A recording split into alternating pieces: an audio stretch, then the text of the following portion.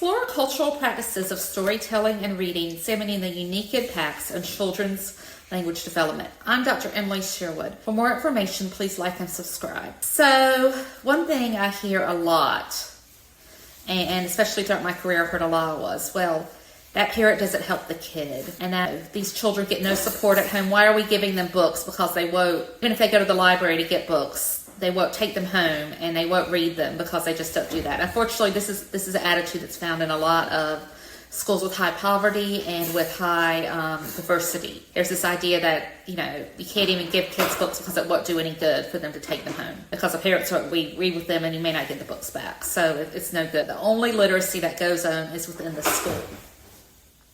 And that's just not true. But today I'm going to talk about one practice that is really common in American culture that really differs around the world, and that is shared book reading. You also may see joint book reading if you look in the literature of this. But shared book reading is the practice of reading to children. And here in the United States, this is considered one of the things that parents should do to help their children. There's a lot of literature by people with PhDs who have very high levels of research and education who basically say that, this is the key to helping your child is reading to your child. And there's even a format that is suggested to do. Parent educators will sometimes teach parents to do it in this way. The parents may get literature and be encouraged, even by the pediatrician's office sometimes, to read in a certain way. And that's to have the child on the lap, to read particular books that, are considered really good books,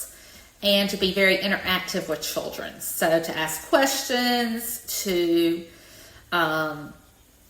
show the children the pictures, to talk about the books. It's not enough just to read a book, according to this idea. And this idea really became popular in the 1990s and early 2000s. The Barbara Bush Foundation was very involved in the idea of parents reading to children. And there was also some research about this. And if you're interested in that, I'm going to put my dissertation in the description box. And there's a lot of sources that talk about joint book reading. There's a whole section in there. But anyway, that's the idea of what a good parent is in the United States, is that they read to their child. And you'll hear teachers, principals, education experts talk about reading to children. There'll be informational sessions about reading to children and public service announcements, and that's really considered a thing. But is it the only thing that really matters? Is it vital that parents read to children in this way to learn how to read? And the answer is simply no. So in most cultures around the world,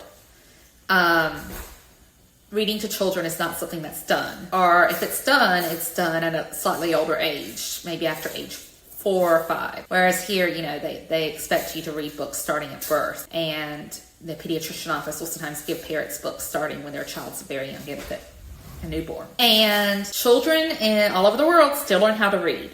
Okay? It's not the end of the world if a child is not read to every night. That being said, children do need to acquire some of the skills that reading aloud to children offers. So what are those? So the main benefits of reading to children are print awareness, which means tracking words, and also oral language. Children need to hear language, a lot of language. Now, globally, that's largely done through telling stories. It's very common in most cultures to tell stories. Many cultures still do not have a lot of access to books. Books may be very expensive in areas where there's high poverty. There are also cultures and languages that don't have a written alphabet still. That's actually pretty common in a lot of Latin America and parts of Asia and Africa. So parents will tell stories to children. That has a similar effect, because the children hear the language, and then when they begin to read, they're able to use that language. So language is very, very important. Also, in the United States and in other places, families may read to children. They may practice literacy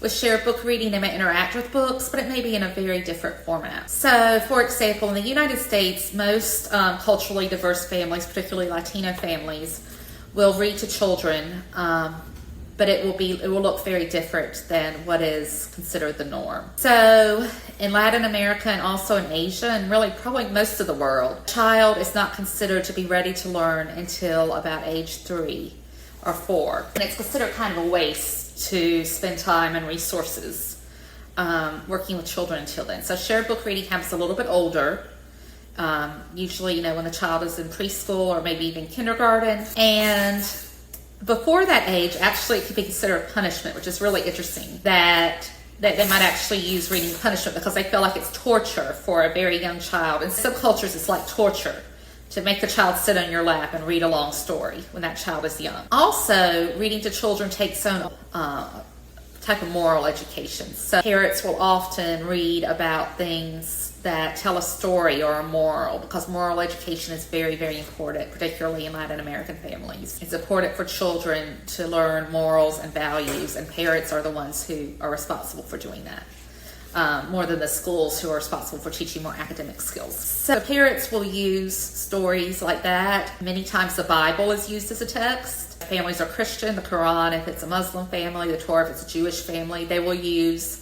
religious books. Catholics will use the catechism. They will use all kinds of things. Environmental print, things like recipes, things like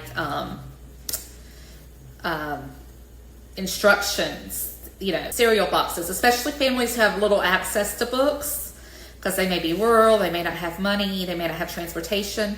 They will use things like that. That is still encouraging literacy. And also, as I said in the last video, it may be other people besides the parents primarily providing literacy education at home. Maybe aunts, uncles, grandmothers, siblings. Siblings are huge. And some families I know have had older siblings read to children. And that helps the older siblings to develop literacy as well as helping the younger children. So ultimately, yes, shared book reading is a helpful practice, but it's not the only practice, and it doesn't need to be done in the specific, very structured, very middle-class American way. It can be done in other ways. And parents need to identify, teachers need to identify and recognize that children can do things in their own way in homes, and it's fine. If it works for the family and it promotes literacy, families should be doing it. Thank you so much. Have a wonderful day and keep learning.